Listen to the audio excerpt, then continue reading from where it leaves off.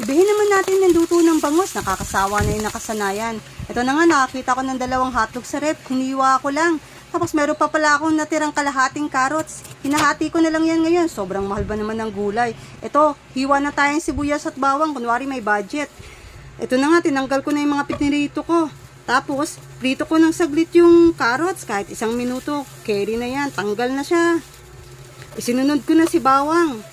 Pati na rin si sibuyas. Nung lumambot na si sibuyas, nilagyan ko ng konting luya. Pampa-aroma din yan. Tapos meron pala ako tomato sauce sa baul. Inilagay ko na rin. Bahala na siya. Dinagdagan ko lang yan ng 1 basong tubig. Galing kung saan. Siyempre, yung asin at paminta, hindi yan mawawala. Isinama-sama ko lang ulit dyan yung 1 pamilyang bangus. Bahala na sila sa loob. Kasama na yung carrots, pati na yung hotdog. Pinakuluan ko lang. Nilagyan ko na rin ng 2 kutsarang asukal para